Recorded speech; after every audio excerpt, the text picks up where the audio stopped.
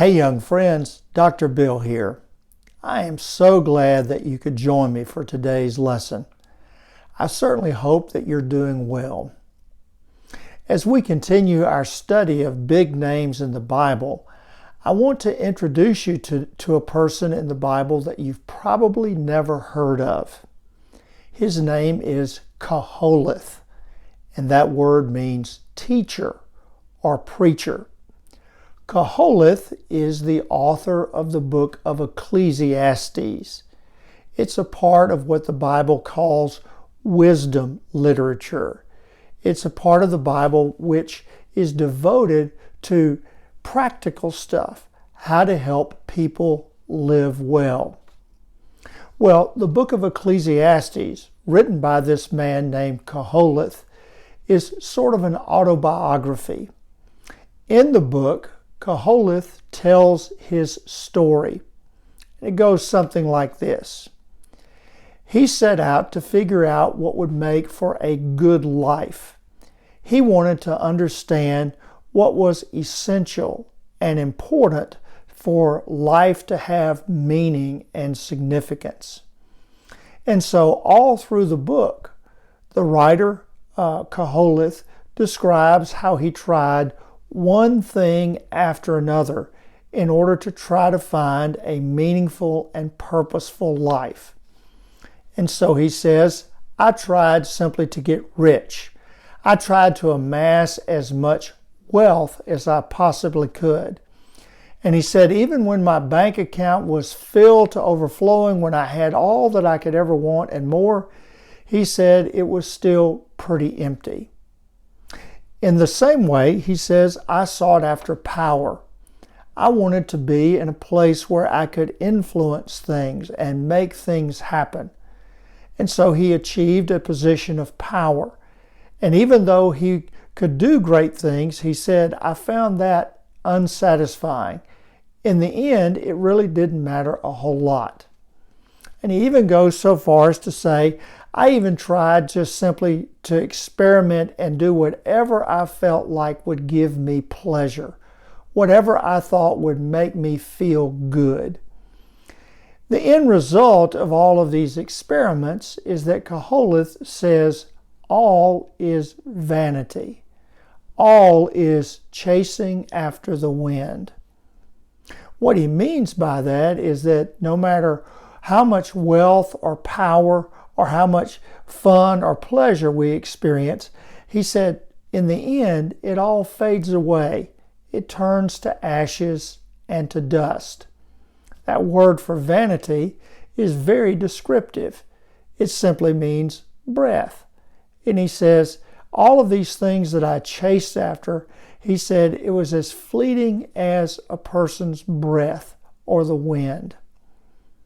Now that's a pretty depressing story, isn't it? I mean, that's a real downer to say, hey, I tried to find what life meant, and every alley I turned up, it all ended in a dead end. Nothing works. Nothing brings any lasting satisfaction. I mean, that's not what we want to hear, is it? Well, on that score, it would seem that the book of Ecclesiastes is pretty empty, and we may wonder why it's even in the Bible at all. Nevertheless, at the conclusion of his experience, and as he draws the book to a close, Koholeth says there are two things that are important. The first is this. He says it is important for us to go eat our bread in gladness. Now what he means by that is simply for us to enjoy the gifts that each day brings to us. It could be that on a given day we might enjoy a good meal, and we should eat that bread in gladness. We should recognize that this is part and parcel of a satisfying life. And so he says, in essence, whatever good things happen to come your way in the course of a day, whether it's being with friends or whether it's engaging in meaningful work, he says, enjoy that. Give thanks for that, because that is the essence of a meaningful life. That keeps life from becoming empty. It's to learn how to savor the gifts that each day brings. And then the final lesson, he says, it is important for us to fear God. Now, when he says fear God, he doesn't mean for us to be terrified or scared of God. It simply means that we are to remember that we are of the dust of this earth. Our lives are temporary. Our days here on this planet, really in the grand scheme of things, don't amount to much. Only God is eternal.